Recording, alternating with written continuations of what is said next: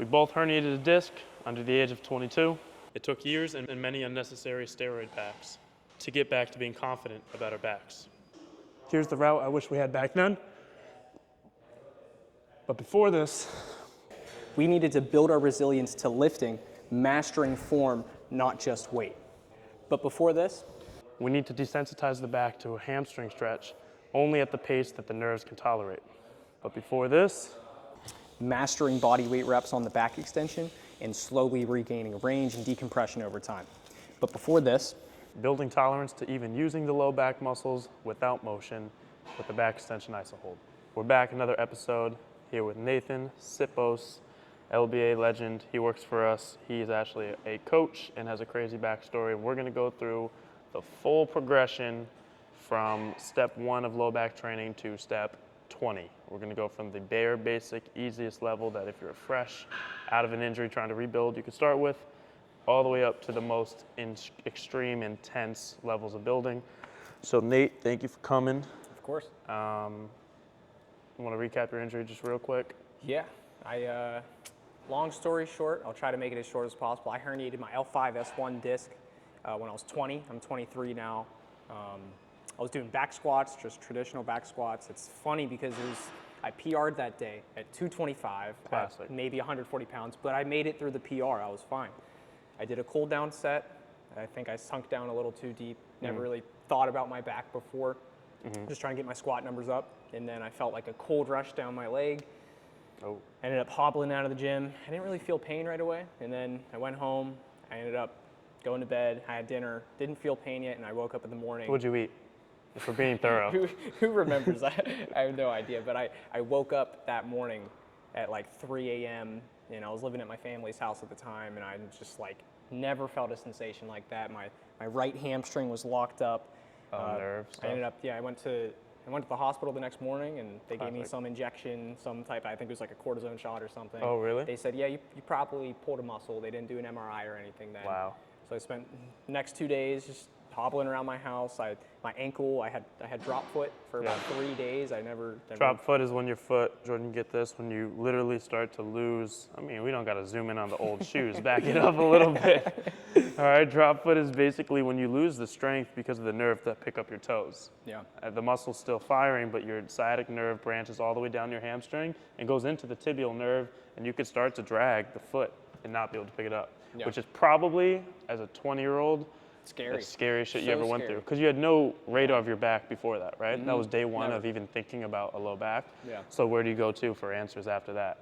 Google? The internet, which is a scary place, and you just get more fear. I ended up about, I think, day 3 or 4, I went to a physical therapist who was also a chiropractor, and he actually really helped me out in terms of like pointing me in the direction of like, you probably have a disc injury, it's not a pulled muscle. Yeah. And he was the one, he did the Achilles test. I forget, it's like a knock test on your Achilles. Yeah. And it was completely unresponsive. So that feeling of numbness was like really scary to me. Yeah. Versus pain. I've like rolled an ankle and stuff like that, but not feeling like the whole right side of my foot was really scary. Super scary. So. Yeah.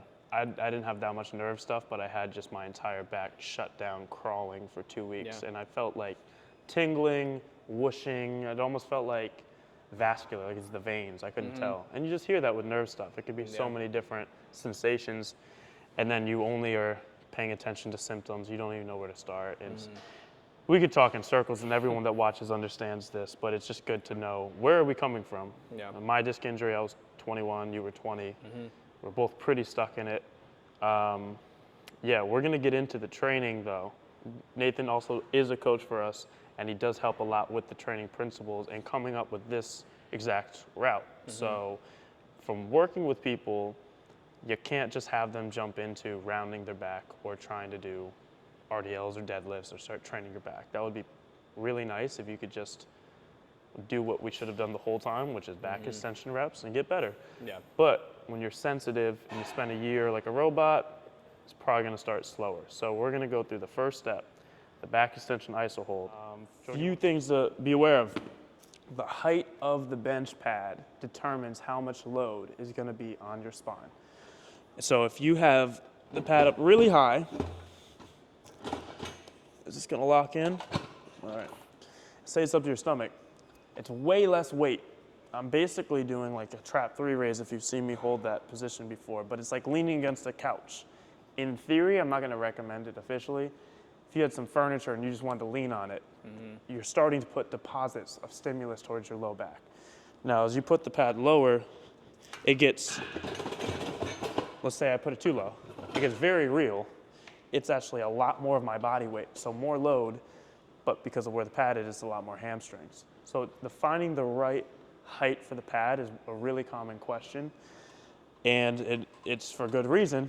I recommend starting a little bit high of a pad, almost like the stomach, to where reps would feel a little blocked, just because that is a pretty gentle way to start getting load in the spine. So I'm gonna start the timer. We're yapping. Let's do 2 minutes. Nate, as a coach who takes a lot of people through this stuff, what's some stuff you see with iso holds? Things that go wrong? We're going on time. You know, the first general question I hear a lot is like, where should I be feeling this? Yeah. And I don't know if there's really a correct answer to that, because if your glutes are weak and you can't, you know, support your posture through your glutes, then your glutes may be firing. Now, a lot of people are here to fix their low back, and we're going to get there. What would you say about, like, what's the ideal spot you should feel this? So the pad is holding from my ankles, basically. So behind the knee, the hamstrings, your glutes, your low back, and even the reason I hold my hands here is because I'm squeezing my upper back. I could be like this. So literally everything muscularly from behind the knee, hamstring, glutes, low back, even mid back is working to keep me erect, upright. So you can feel it anywhere there. That's like I would actually prefer someone feel a pretty natural shared effort. It's only alarming when people only feel their hamstrings. And one, I would put the pad a little higher so you get more low back, but two, maybe you just have very weak hamstrings, and that's part of it, and it's okay. Another question is, should I squeeze my glutes? I think use your glutes naturally, like mine are squeezed, but I'm not overly thinking hip thrust, because at that point, compensations in form aren't always visual, meaning you can have perfect form visually on something, but internally, you're working 90% one muscle group and 10% the other, when it should be like 50-50. So I could hold this position here, look the same, or it could be all glutes. My low back just shut off. It doesn't have to do as much. I think another thing for... So I try not to do that. I try to do shared. And to keep it even. I think if you're coming from a place of injury and your first time trying this, the iso is great, but this might even be too much. So what would you do to like make this easier? What's great about this machine is you have handles. On most of them. Yeah, most of them, this one works, but you can regress your body weight at that point, so it's not entirely, 100% of your weight on your back. So I just did 2 minutes, which is the levels standards. We don't really love that word because this is a qualitative journey, not really just quantitative. 2 minutes could wreck you, so you definitely don't have to fight for that. We had members literally start with 20-second holds in assisted. So pad high, if you were really 3 weeks out from an injury and you did some bird dogs, you did some stabilization stuff, and now we want to start investing in the low back. Really high pad, hands assisted. Monday, Wednesday, Friday is a good schedule. Do 30 seconds like this. I probably have 40 pounds on my low back right now. And that's the math of it. So 30 seconds of 40 pounds, maybe you don't even feel a burn, because maybe the level you have to work to is a tiny muscle like the multifidus, or the stability of your facet joint, something small. And it's not about the burn or strength of your big muscles. So if I did 20 seconds, left it for today, rest tomorrow, no symptoms, cool. That's a green light to go a little bit more. That's a win. Like, that's something early on, like you should celebrate that. And if any, back usage at all is flaring you up, regressing it, finding that point that you can handle, like where you're still getting that stimuli through the back, but without flaring yourself up, like take your win and go home. That was a mistake I made so much early on. It was like, okay, I felt good doing that, let's do more, rather than like taking my time and seeing how the body actually recovers the next few days. Yeah, we'll talk about that. Nate's gonna go now single leg holds. So he's gonna go for 1 minute of single leg. Yep, perfect. I usually have my foot lower. I don't think it really matters so much. Yeah. So same concept. As soon as we go single leg, the body wants to semi-tilt because obviously the one leg puts you off balance. So it's not a side motion yet, but reps and holds on single leg starts to use muscles closer to the spine, like rotatorus. In the name, rotation is there. So sometimes people do 2-leg holds and they feel just fatigue, burning, whatever. They go to single leg and all of a sudden they feel spine sensations they haven't felt, good or bad. And that's where we're getting a little bit more specific with what are we testing. Little things on the spine are starting to go for stability. So the standard here that we've set was 1 minute on each side. Okay, you can switch.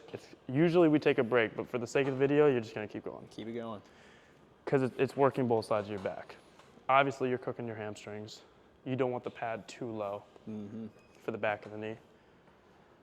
But yeah, it's really important what Nate was talking about of stacking wins, stacking the good days, and finding what you can do, because what's more dangerous than an injury is accepting defeat for life about being injured. And people literally do that. They become identity-based of I have a bad back, and you keep re-injuring it, then you become more avoidant, so then you become more vulnerable, and you re-injure it more. There's your evidence that you have a bad back, and then all of a sudden, you're going through life trying to be careful enough to not find trouble. Impossible. And you're just getting worse. Yeah. So you're gonna wrap up right here. Form's really good, glutes locked out, perfect straight body. Again, 1 minute is a level to achieve before going to the next. So before you do one leg, we do 2 legs. This could take 3 months on 2-leg holds, you know? And so, yeah, I think— And it's not something to be rushed either.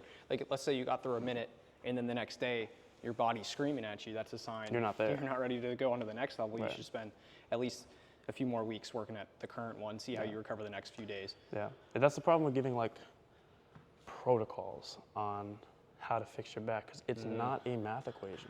You know what the difference, we talked about this, why is fixing your back so much more complicated than your knee or your ankle? If I have ankle problems, how much nerve innervation, how many nerves run through the ankle? A couple, a few, a lot of peripheral, but how many big nerves? Not that many. But if you're trying, so you could just pump out reps, strength, circulation, like build your ankle, that's great. Yeah. Now fixing your back, that's a factor. We need strength, we need circulation, but all of a sudden now I have a spinal cord and I have L1, L2, L3, L4, nerve roots everywhere like a tree. Anything gets swollen that much, you can't feel your foot.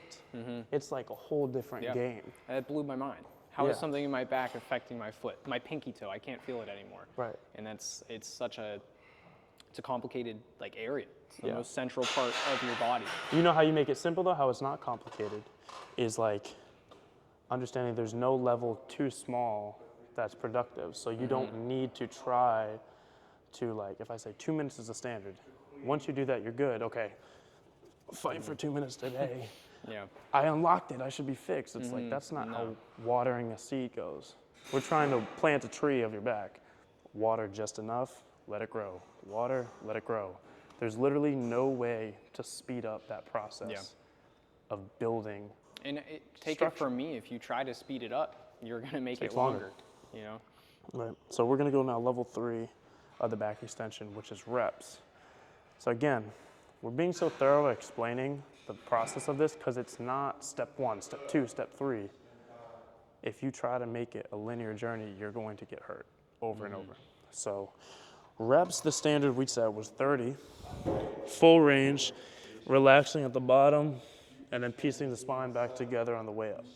That would be perfect if it always worked that easy for people, but a lot of times it's not gonna be.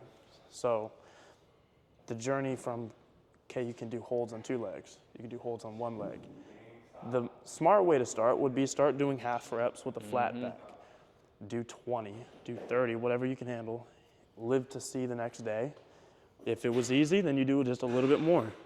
And I have coached people to specifically first try with hinge reps.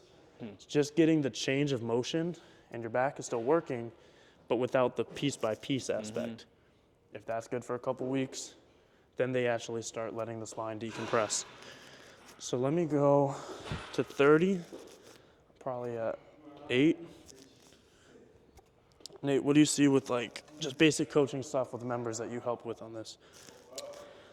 There's a lot. I think this is like the meat and potatoes, you could say, Yeah. of the workouts. But a lot of people are wondering, like, should you flex the spine on the way down, like you said? Right. And that's really You can. It's going to vary depending on where you're at. I'm a huge fan of going down with flexion and then up with extension. So if you go on the internet and you look up how to heal a herniated disc, you'll see the cat-cow. That's a very common posture and approach. The cat-cow to me is a much more passive version of this. Now you're learning not only the decompression aspect, but then recompression. So like what's actually going to hold your spine together. That's one of my favorite ways to do this. It's one hell of a way to make 30 reps hard. Absolutely. People like message in week 2, like, dude, I can already do 30 reps so easy. We see their form video. Yep. They're like, Yeah. here I'm like, no. try to make easy things hard and then see how your body changes. So we literally, to this day, I can do 100 pounds on the back, and I will today, but I also will do 30 reps body weight like this, and I'll be cooked. Yep. And to get into that, if that flexion is scary to you, like if I tried that a month after I hurt my back the first time, I would have been crying.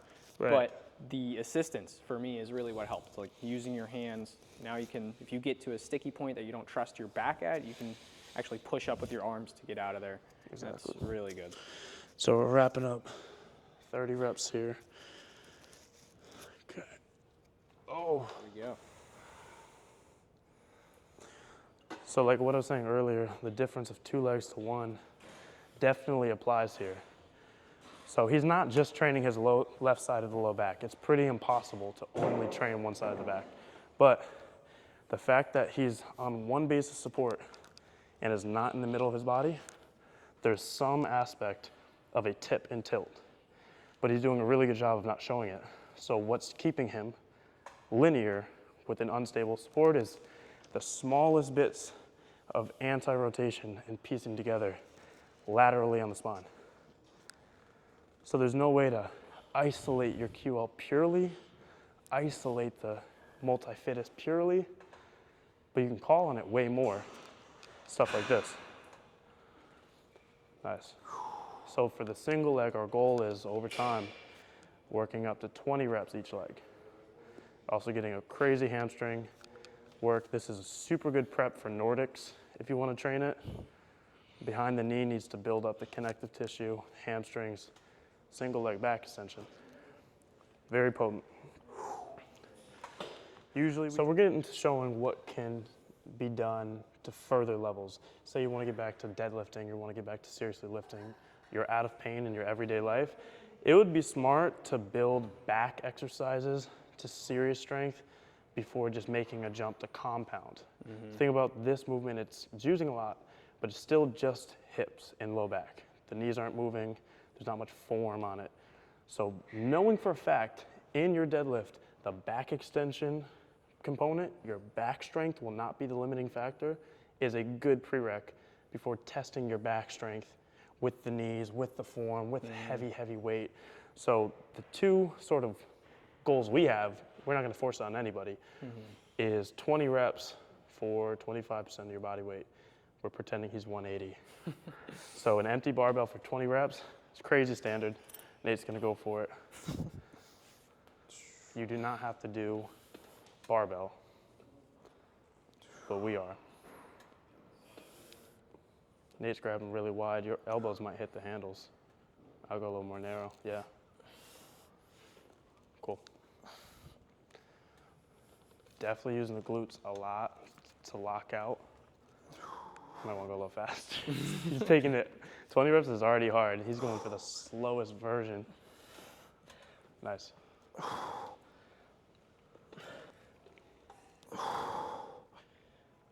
Nice. Let's also put on the screen us doing it dumbbell and just show what that looks like, because I would actually start dumbbell way before you try to load the spine. Yeah. But if you're gonna back squat, lightweight bar on back extension isn't that crazy. Now the thing that matters, the quality of the machine. That's where you got to sign a waiver, and I didn't tell you to do this. You get a dinky-rinky little $100 Amazon machine. Maybe that could be your barbell's last not day. the best idea. Right. This is more of us just being proud of how far we've come and Absolutely, also showing. yeah. So it's a little bit more than half body weight. This isn't that crazy. People do this. I'm not the strongest human being on earth on the back extension, but what's going to be good is I might fail, but not like emotionally like you did. I might physically actually fail. And you'll see, what does a grinder rep look like without fear? This is like someone hurt their back today, first time, they're 20 years old. How long do you think they should even try this?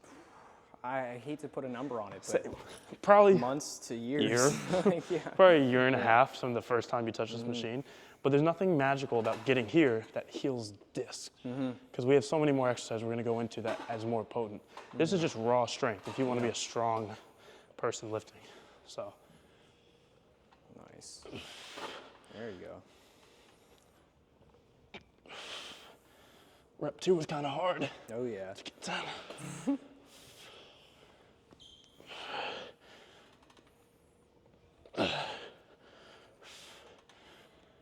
Yeah, get after it.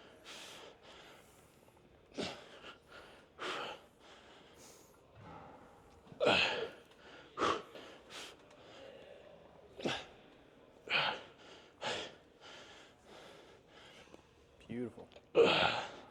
Might go for 12. I think that's 10. Last one. Beautiful. Up, up, up, up, up, up, up. Nice, dude. Good work. Very nice. So it probably takes like a year off your lifespan. Is your nervous system to do that? This isn't a longevity I video. think you may save yourself in certain life situations because you have this back strength. Right. You know? This is called the spine surgeon told me to stop lifting. But look at me now. Well, it's No, I'm kidding. It's not that simple. I get it. But no, for real, I didn't think I could squat again. This is so much more direct measure. Are you ready to lift? Failure versus my squat, where it should be more legs, but I'm kind of using the back, and it's like. I don't think I could have done this prior to my back injury. So, like, this what's really cool is like I never thought I'd get past the point I was before the injury, but now I do think my back is stronger than it actually was before because I never spent the time or attention on it. Right. And feels like I just ran a 200 race. How many stars are you seeing? I don't see anything stable. Now, here's the thing, like with everything we're saying, if you're watching, how old are you? You're 24? 23. I keep forgetting he's an infant. Okay, I'm 27, freshly. We're babies. There's gonna be people that are 42 that are like, cool. Yeah. That's sweet. Yeah. But I have a fusion, maybe a rod in your back, disc replacement, discectomies. None of this is absolute statements in the sense of timelines will add up, destination will be like ours, goals might be like ours. What is the same with you, me, everyone in this gym, that's like, what are these weird people doing, hurting themselves? The thing we all have in common is we're all gonna be in the right direction. This is about being directionally put on the right path, which is a back that's stronger, more resilient, better circulation, better trust neurologically. That's everybody has that in common. So I don't care if someone's 55. We have people in the program. Yeah. You coach them. 60s. I coach them. Someone's in their 60s. Right. With a lot of hardware in their spine. They still get on this and do it. They still see what range they can do and listen to the feedback. Yes. You're gonna have to be your own back expert. This is, of course, this could kill somebody. Yeah. Literally, of course, this could hurt somebody. We're trusting discernment and try to be thorough enough to tell you the body weight reps we just did was enough. But what about once you get there and you get bored? Well, don't go body weight reps into 700-pound deadlift. Check this out first. And that's sort of the disclaimer I just wanted to throw. 100%. So. And let me ask you a question. Like, what percentage of your time on the back extension was spent doing barbell heavy work versus your ISOs and your assisted reps? Total, even I'll just say this year, since being stronger, Yeah. less than 10%. Yeah, less than 10%, literally. So I've gone through seasons where I only did heavy, and that was cool for certain things. But then even to this day, like building a 30 rep set of just body weight, keeps me strong in ways, it's insane. It's like chin-ups. Bodyweight chin-ups done right always gives you a crazy sensation if you're strict. Yeah. So let's move on to the next part. We need to desensitize the back to a hamstring stretch only at the pace that the nerves can tolerate. So as a segue to rebuilding low back qualities, I want to point out something. A lot of people get wary of training this stuff because they're like, my hamstring's already tight, my low back is tight. They think they need to stretch. But building the strength and trust here, one, is likely to disarm the symptom of tightness. Your back and hamstrings won't feel the need to be so chronically protective and tight.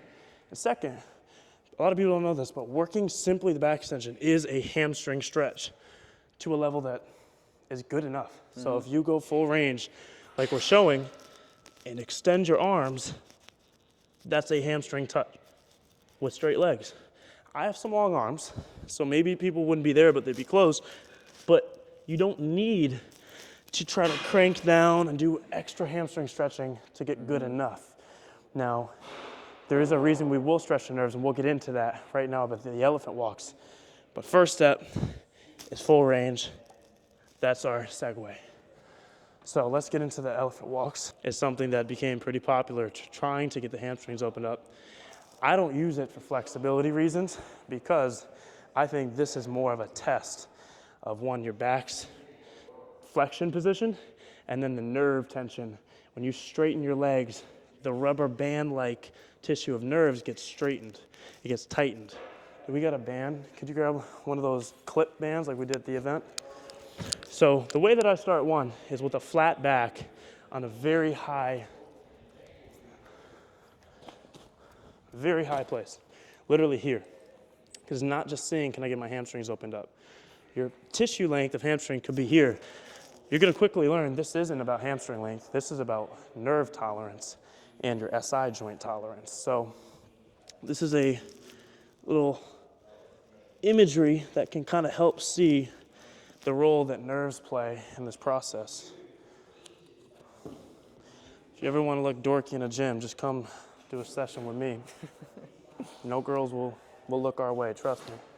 So let me ruin this shirt, clip it tight, boom. Okay, so the nerve root looks like a tree. What happens in the tension on the bottom of the nerves, pulling at the toes, will affect the tension that goes all the way up to the cranium, to your skull. So this is an example, pretend, of nerve tension. So if I'm flexed over, look, the nerve's already stretched. This is what we're really testing and training with an elephant walk. Bend the knees, loose. Straighten the knees, tight.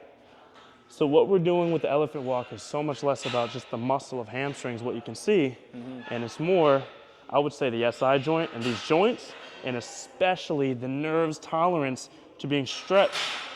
That's why I do 2 legs at a time, not one, because one actually stretches each one a lot more at a time versus both.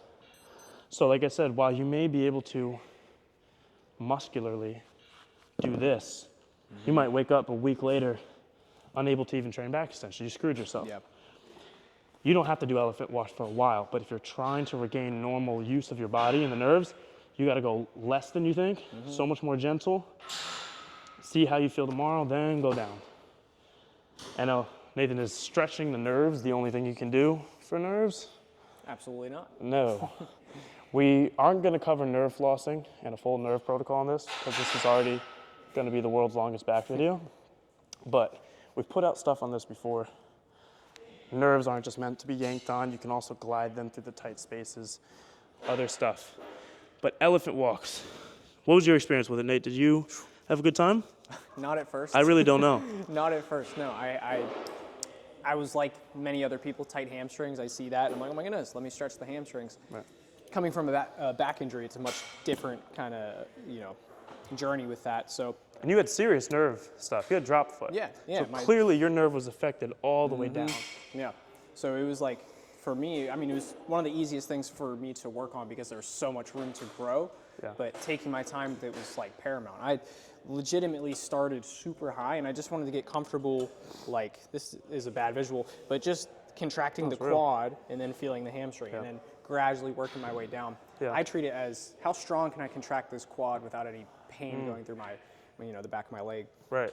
Show the way that we coach it. So if you were to go on this one, the way that we start is with a flat back. Yep. Specific. Usually. Yeah, that makes a huge difference because like the range you could get with the flat back is going to be limited. You'll be able to get deeper when you round the back here, but that is going to ask more of your nerve. So we want to go to how can we make the easy level really hard? Because that's the least risk of injury. Just like back extension reps slow to make it hard, will hinge with a really strict stomach to thigh focus. And at that point, the nerves are getting stretched, but not as much as they would if you went for your toes and rounded.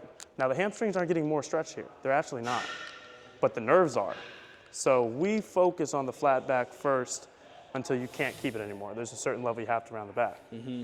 So last thing I'll say on this is a test, and it's like a slow desensitization sort of tool. It is not. It's not how you gain the flexibility. No. I think it's like I like the word assessment. It's almost an assessment of where you're at in terms of that flexibility. It's not necessarily how you're going to build it exactly. Yeah, I would say back extension reps is enough to get your hamstrings, especially loaded because it's pulling you down. It's enough to get your hamstrings as flexible as anybody else. And then after, you could show the long lunge. If you watch the video with Grace, long lunge like strength, this is good enough, I would say. And there's no back flexion. Yeah. The reason why I like the long lunge is because there's some nerve tension, but especially with the bent knee, my back's completely out of it. Then you get to split. Yep. Should I do it? Jordan, should I do it? It's your call, man. Oh my God, I shouldn't do it. Yep, so I worked hard for that for years. I'm gonna show it every time. I'm proud of you. Thanks, dude. Gotta test the zest. So elephant walks are a little stepping stone from back extensions to now.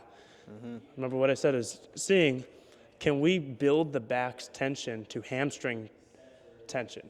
Can we build the back's safety to hamstring tension? Because the back standing is just dealing with the pressure of being upright. So the role that this plays in retrospect to the back extension and our next step, RDL, I would wait until you're doing reps on the back extension, it's important to mention, before you do elephant walks. Because before you try to passively get in position and yank and stuff, just make sure actively with strength that you're protected with muscles. And your hamstring on the back extension, it's lengthened the whole time. It's Constant. still holding that tension because otherwise your knee would break. But if a tissue's gonna get hurt, what's the safer way to do it? Gently pull on it and hold and see how it feels, or go like this. Like, tough one. it's way safer to take momentum out and go slow. And so the same thing here. But the reason why it matters is your low back needs to become safe to tension from your hamstrings. Because not just nerves, but even muscles. If I stretch my hamstrings, where does your hamstring attach to the hip? Include? Pelvis. Yeah, the bone. And so if it's pulling on my hip bones, it's trying to pull my pelvis down. My hamstring would yank it that way. Now, what muscles are on the other side preventing my pelvis from just pulling out? It's my low back. So if I put 50 pounds of force on the hamstring, it's pulling on the bones that are pulling on the low back structures. Good thing we did all those low back stretches that the internet showed us, right? So what happens, you try to stretch the sensitive tissue, and this is pulling. It's just building an order is something that doesn't exist out there. There is no rhyme or reason. This video is an example of why it's so hard to make step-by-step concise with enough details and get it in under 20 minutes. So let's keep moving. So after you got reps, elephant walks.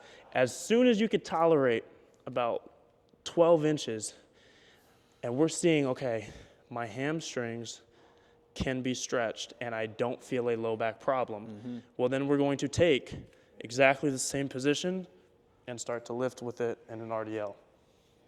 Because now we're just doing the same thing, but with motion.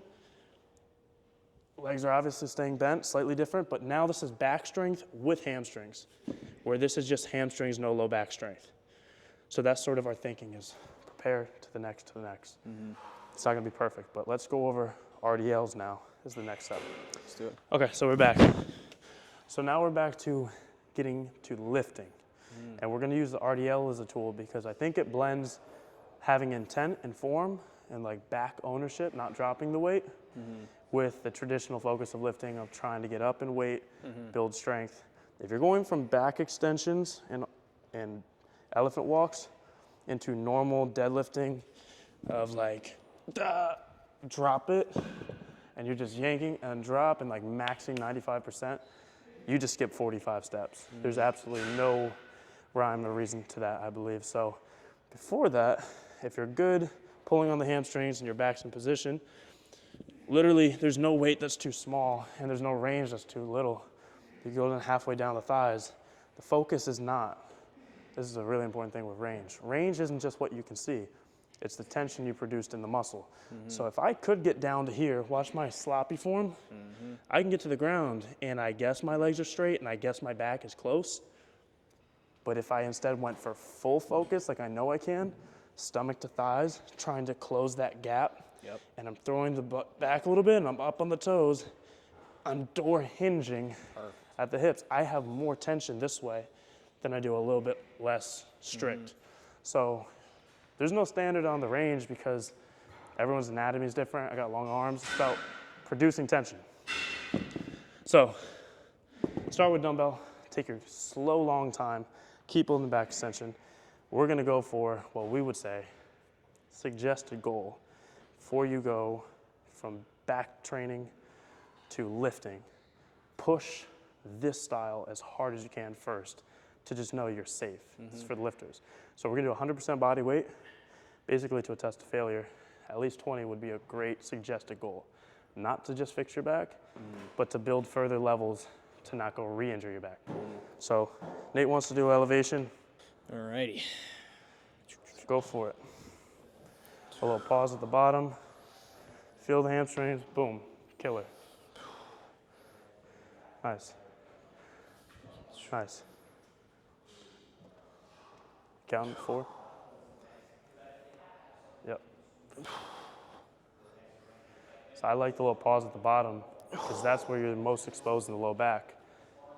If you're gonna lift a weight, let the limiting factor be true knowledge, can my back handle this? Not did I get lucky to yank it up and not fall apart. Come on, we didn't get wraps. You're going bear grip. Nice. There you go. Killer. Good. So you're going flat back, aiming stomach to thighs. Hamstrings are obviously taking a huge load of this. Come on, push it. Let's go. Come on. Show what it's like when the hamstrings fail. Grip. Go over under. You ever do that or no? Not a fan. That's okay. I meant to bring straps. We were supposed to not have grip be a factor today. It's all good. So It happens. You can finish my set for me if you I want. actually have to add weight because we're not the same weight class. True. It's deceiving. It's the lighting. Why would you like this over just immediately jumping into 3 rep max deadlifts? Oh, I mean, I feel like going back to that like flexibility conversation we're having, this is like true mobility because it's like, What's the difference? well, I put it like this, like you can be flexible enough to get somewhere, but maybe not strong enough to get out. And I think that's where mobility is. So it's like, honestly, what's the point of being able to touch your toes if you're not strong enough to get out of that position? Yep. You're almost more vulnerable there. Yep. So Mobility, more ability. I think that was movement by David, though, the guy on the screen. Good dude. yeah, First person I heard explain it. It's not just range. We think of mobility as range because you only see the joint-specific stuff or cars or whatever. But it's like, yeah, are you opened up enough to get into something like a split squat? Do you have the joint strength enough to handle it? That's also ability, more ability. Do you have the strength to get out of it? All of that. yeah. That's a really good way to put I it. think that's where a lot of people can get hurt at is like chasing this flexibility goal, which I understand, but it's like if your strength doesn't match how flexible you are, or how far you can go with strength, I think you're leaving a lot of room to be injured at, you know, especially athletically. Oh, for sure. Okay, so I'm gonna go. This is I think 175. I'm probably like 180. This might be a little bit under, but I'm gonna see. I haven't done this in a long time. I'm just gonna do it. Send it. Yeah, I'm gonna go over under, which I don't really love. I'd rather have straps, but in 10. Nice. So my start and finish isn't at the top. I consider at the bottom. So that's my 2. That's my 3. I'm thinking stomach to thighs. I don't care how low the weight gets.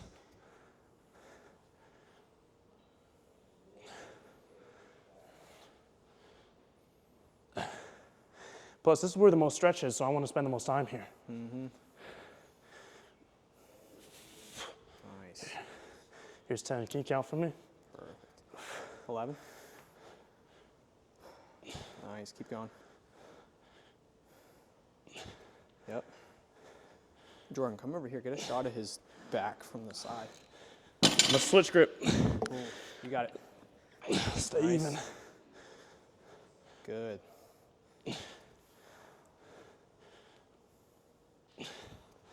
Nice. Good. Last one. Beautiful. I'm actually, Woo! I don't like the over under. Wow. Phenomenal. For more. What a freak. Good work. Very nice. Very, very nice. The grip. So I can push it to where my legs will quit, be shaking, and literally my back is, compare this to the back extension grinder. This was easier on my back. Yeah. That's why I like don't care I could push to that level. I also have baby hands, Yeah. and that was annoying me. I think it is so cool that like you can get to the point where your back is not the limiting factor, where your hamstrings actually give out on you first. Yeah, the form probably got a little ugly, messing Could have around. until about 22, I would say. What did I get? It's like 28, 29. I You want gotta ask 30. Ed. Yeah, I wanted to get to 100% body weight for 30, and then I started to go heavier. That was like my personal thing because I re-injured myself a lot Yeah. messing with weight again. So that's lifting cardio for the back. We're gonna segue this now into more extreme low back lifting that I've shown and kind of explain the role it plays. It may not be necessary for everyone, but just potency, you know the quote I use for potency? Something's potent, is potential to heal or potential to harm. So the riskiest exercises, high risk, high reward, they're the ones that get the most to the tissue that could snap. If it doesn't, has a chance of readapting and proliferating new tissue. So if you only do stuff that doesn't involve the disc and spine, you'll build everything else. Spine is not as likely to change, but you can have a better improvement of symptoms. Your lifestyle might look a little weird though. Like, oh, bend over and pick this up. Right. All right, here we go. Gotta keep the back straight. It's But not even that far. Think like back extension. Training back extension, you're getting some spine, some muscle. But then like, imagine that compared to the Jefferson that I show, super, super heavy, I'm relying on my spine. There is no hiding it. Yeah. If my spine was gonna snap like this, there's no Yeah. way to avoid it. My hamstrings are dead.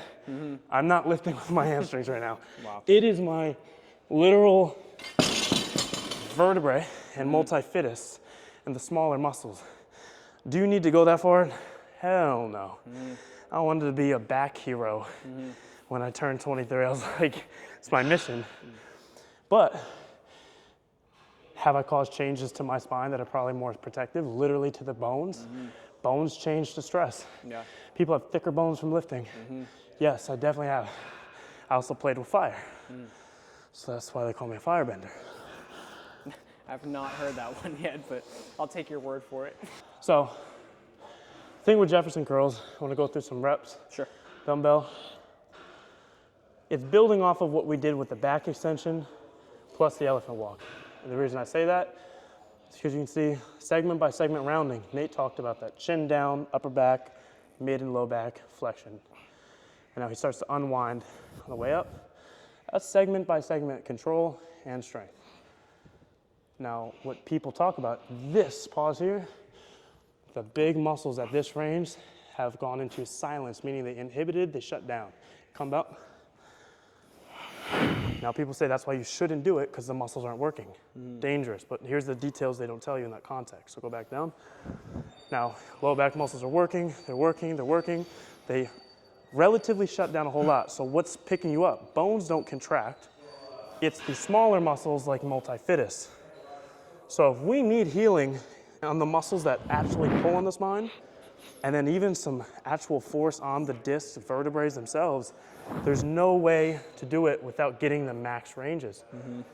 Because any range here, there's no need for the multifidus, there's no need for the disc, no need for the vertebrae. Here, there's no way around it. You are training that. So that's why it's playing with fire. The same thing that can heal you can completely hurt you.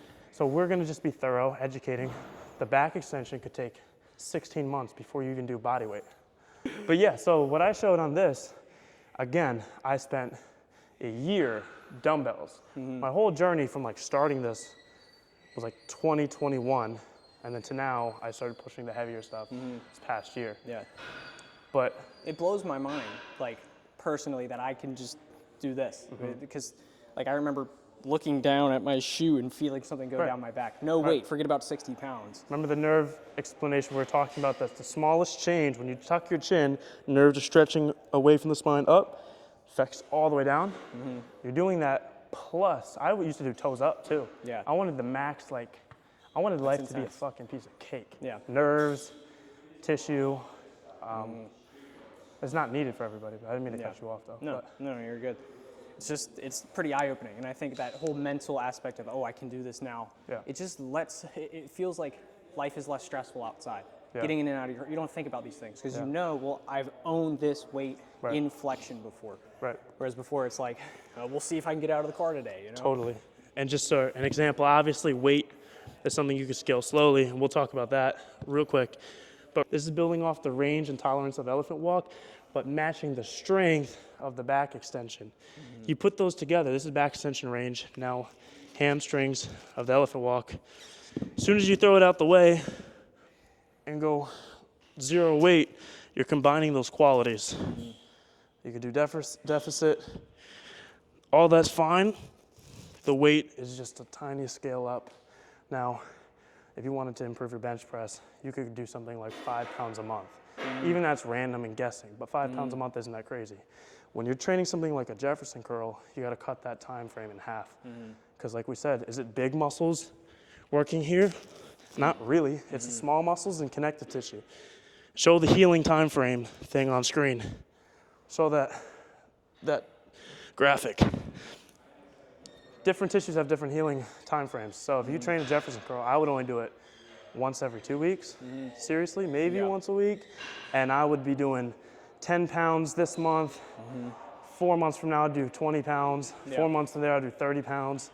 Steady bricks. And before you make the jumps in weight, go home, sleep, spend like 2 to 3 days seeing how you recover. Because you, like many back injuries and like exercises, you may feel great in the gym, but then the next day you're like, oh my goodness, what's going on? It's more common because the nerves are there.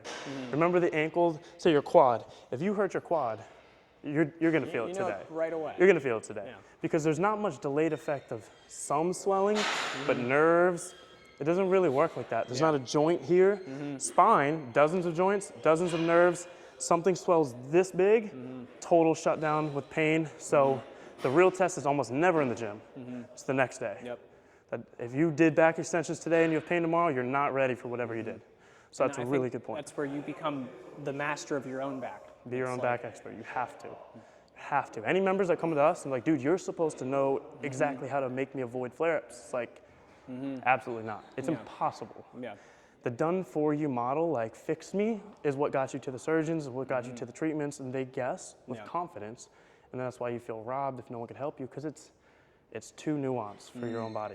So let's move on from here. I mean, wait. I think that's it. I think your back is fixed. I think we're here. My back feels pumped as a... What a pump. The low back pump is an underrated. If you can get the same pump you can get through your biceps in your low back, you are well on your way. I think you're almost there. You know, literally. Just that concept of flooding that area with blood flow. It's PRP injection. Ago, oh my goodness. Yeah, the only time I used to feel my back is if I did back squats wrong. I'd feel the left side, and that's the coaching cue when I was a personal trainer. I got certified in 2016 on NASM. it was like someone was lifting, and as the coach, I would ask them, hey, how do you feel it? Or even RDLs, deadlifts, braced, whatever. So it was good for my glutes, a little bit of my back. Be like, oh, pull the alarm. Yep. read, scratch, back to the drawing board. I'm a bad lifter. On something like a deadlift, which of course you would feel your back. So if you primed your body to hit a panic button anytime you feel your back, this is a reteaching experience. Yeah. You're gonna have to mentally learn the difference. And guess what? The feelings may be gray. It's like I feel a pump, but I also feel pressure. Yeah. It feels like pain, but really not the good good pain, but not the bad. There's just, that's part of it. Yeah. And you're gonna have to work with it over weeks and months, and it gets a little more clear. Yep. It's part of the journey, you know? So I have no clue how long this is gonna be, to be honest. But if anything, it'd be a bunch of little videos. If not, you guys are getting the most comprehensive thing we've ever put out. Yep. Everyone comment, thank you, Eddie, for the work that he's putting in on this one. For real. It's a funny thing. So Nate works for our company, he's the coach. He had severe back issues, also a shoulder wizard because of his stuff. Yeah. He was in a car accident, Yeah. wrecked him again with his back injury after he started healing from it. It was like a year, almost to the day after I herniated my disc. I got in this car accident. First pain-free day, so I feel good today. Let's celebrate. by T-bone. going- Yep. Yeah. Massive So, truck. I learned, in honestly, having that back injury before, it was good for me to know that I can heal from that. The shoulder I was really worried about. I never had a shoulder injury. So having the back and shoulder to fix, it was nice to be like, all right, I know what to do with the back. Yeah. It's going to take some time. I was pissed off about it, of course. And this is a good thing people know. You only go through this true student rock bottom thing one time if you do it the real way. If you're chasing relief, you may end up at the doorstep 50 times asking your dealer for your shot or for your whatever. Yep. If you take the commitment of it's a knowledge problem, it's an application problem, it's a holistic healing problem, it's the way I treat my body, I punish myself in training, it's the way I view tissue, everything changes. Yeah. You're only gonna have to do this one more time in your life. You'll never have to come back to Seriously. this. You may come back in pain, Yeah. you may flare up, you may even hurt your back. But if you build a back foundation for 3 years and you go herniate a disc, you'll be deadlifting in 2 months. Yeah.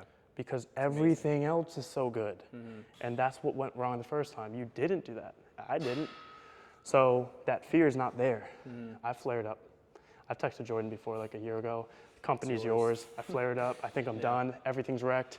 2 days later, I was doing back extensions. That's fine. Yeah. Pain is real, but the hopelessness doesn't need to be a thing. So for you, working with me, Grace works with us, helps with members, helps with customer service, newsletters, years of re-injury. My story, Eddie, my best friend, disc herniations, had to leave work, almost had to get surgery. Luca, our video editor, disc herniation. Literally, like, we formed it here because we wanted it to just be off of scars and empathy, and we're learning as we're going. Yeah. That's No what's- wisdom of expertise. I think that's what's so cool about this is like there was no community of people. Like I didn't know any other 20-year-olds who had a herniated disc. Like when I go to the experts, they're looking at me like I'm a fluke. Like you're 20 and you've Or got you're lying. Or you're like I'm not exaggerating. making this up. I People swear, tell me I don't need wanna be therapy. here. Like I will go in and I'll explain what's going on. Be like, are you stressed out? Maybe we should talk to a psychiatrist. Which absolutely I did need, but for different reasons, dude. Like no, I really have a messed up back, and it was like there's nothing that makes you feel even more like where's the nearest bridge than being in stuck pain, and it's like, and you're a little crazy, and you're gonna have to fight to get an MRI, and it's like you're alone, and so shameless plug-in, lowbackability.com. If all you do is sign up for the group chat, it's worth it. Pick your own 100%. price for that. The roadmap's there. We're adding new stuff all the time. The guy building our site, Connor, back injury, that's how he got started with us too. Plug him in here with Forte. We're trying to keep it tried and true. Community leaders, all back people, because we just also want this to be the one last time someone has to like build the back community right and not cash out or change up or get, well, there's a lot of things that make me angry about. There's so much fear on shit the out there. internet and all that. It's like you should have hope, and you can't get out of it. Yeah. So I'm happy to be here, and if you guys have any questions, like type them down in the comments for sure. Thanks, bro. No, come on, you know I had to do it.